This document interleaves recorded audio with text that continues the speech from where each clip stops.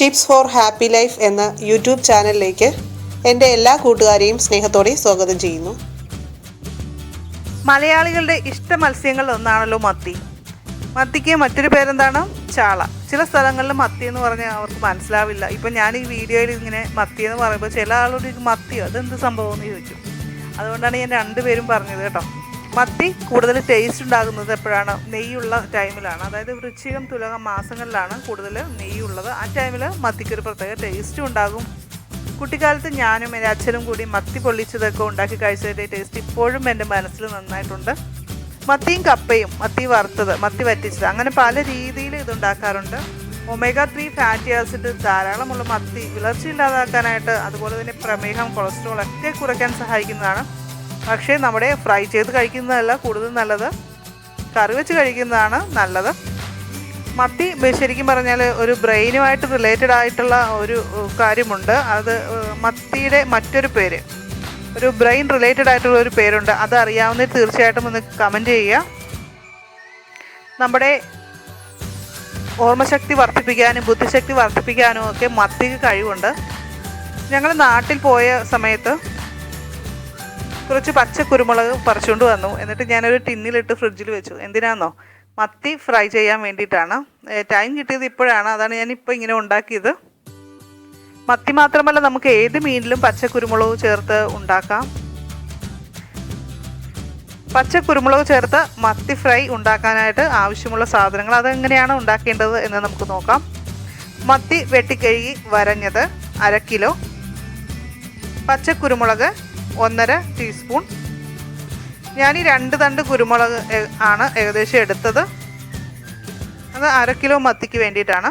മഞ്ഞൾപ്പൊടി 1 ടീസ്പൂൺ, ഉപ്പ് 1 ടീസ്പൂൺ, നാരങ്ങ നീര് 1 ടേബിൾ സ്പൂൺ, ഇഞ്ചി വെളുത്തുള്ളി പേസ്റ്റ് 2 ടീസ്പൂൺ.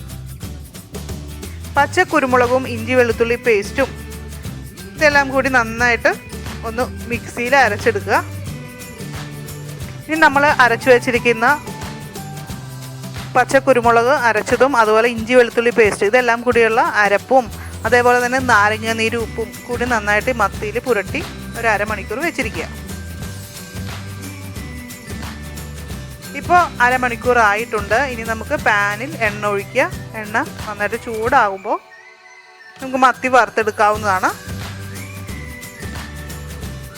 മത്തി വറുക്കുമ്പോൾ ശ്രദ്ധിക്കേണ്ട ഒരു കാര്യം, നന്നായിട്ട് എണ്ണയൊഴിച്ച് വേണം വറുക്കാനെന്നുള്ളതാണ്.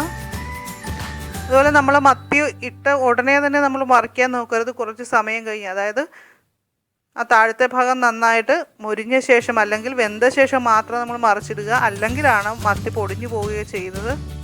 നെയ്യുള്ള മത്തിയാണെങ്കിൽ നമ്മൾ ഒത്തിരി എണ്ണയൊന്നും ആഡ് ചെയ്യേണ്ട കാര്യമില്ല.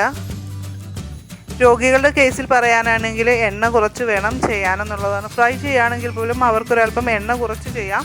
പക്ഷേ കുട്ടികൾക്കൊക്കെ ആണെങ്കിൽ നമുക്ക് എണ്ണ ഒഴിച്ച് ചെയ്യാം. കാര്യം വളരെ ഒരു ടേസ്റ്റി ആയിരിക്കും. ഇപ്പോൾ നമ്മുടെ മത്തി ഫ്രൈ റെഡി ആയിട്ടുണ്ട്. ഇനി കുറച്ച് സാലഡ് കൂടി ഉണ്ടാക്കിയാൽ കാര്യം സൂപ്പറായി അല്ലേ? എങ്ങനെയുണ്ട് എൻ്റെ മത്തി ഫ്രൈ? ഫ്ലവർ അറേഞ്ച്മെൻറ്റ് പോലെ ഉണ്ട് അല്ലേ എൻ്റെ ഫുഡ് അറേഞ്ച്മെൻറ്റ്? ഇത് പക്ഷേ ചെയ്തത് ഞാനല്ല കേട്ടോ, എൻ്റെ മോനാണ്.